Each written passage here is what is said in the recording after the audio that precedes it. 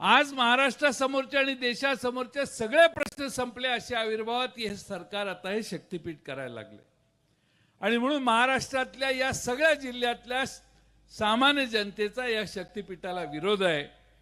आधी हा 802 किलोमीटरचा रस्ता होणार होता, आता म्हणे 856 किलोमीटरचा होतो। रस्त्याची लांबी कशी वाढते? पण एका मंत्र्याला वाटलं माझ्या गावात आला पाहिजे म्हटल्यावर तिकडे जायला लागला रस्ता।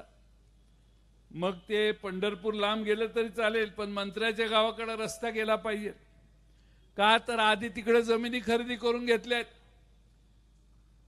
त्याची भरपाई बऱ्यापैकी आपल्याला मिळावी। आता माणसं या रस्त्यावर झाडं लावायला लागली आहेत का? तर आपल्याला तिकडे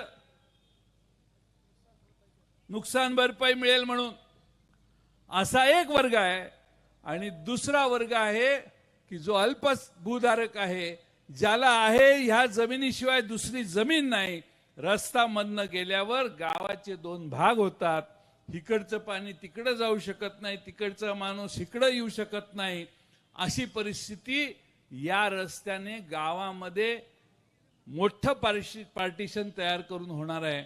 आणि म्हणून या अशा रस्ते दुसरे असताना आपल्याला अशा गोष्टींची आवश्यकता नाही, ही धारणा आहे।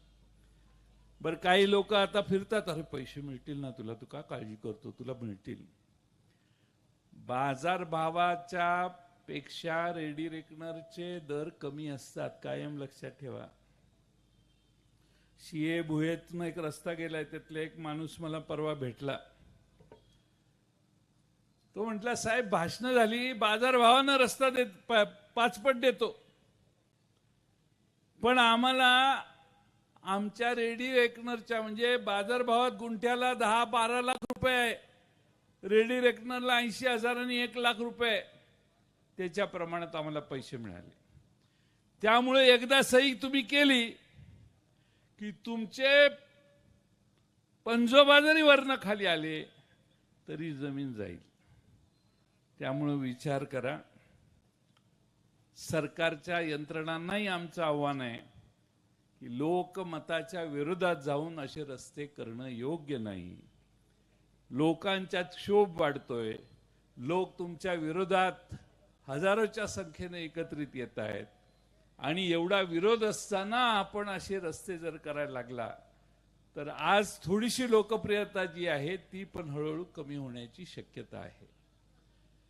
आज आपण सगळ्यांनी खरं म्हणजे बंटी पाटलांचं, सतेज पाटलांचं अभिनंदन केलं पाहिजे की त्यांच्या नेतृत्वाखाली त्यांनी पुढाकार घेऊन हा लढा अधिक गतीनं पुढे जाण्याचं काम सुरू केलं।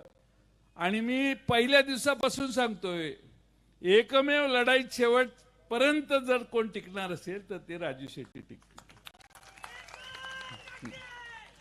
त्यांचा माझ्यावर नाही, पण माझा त्यांच्यावर लय भरोसा आहे।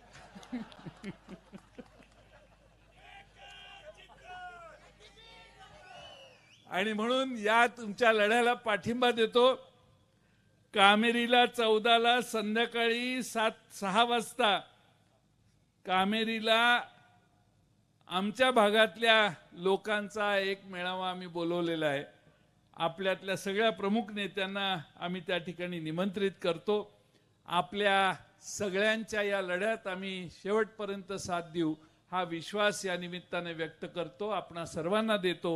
आणि ह्या चुकीच्या गरज नसणाऱ्या रस्त्याला महाराष्ट्रातले सगळे विरोध करतील असा मला विश्वास आहे।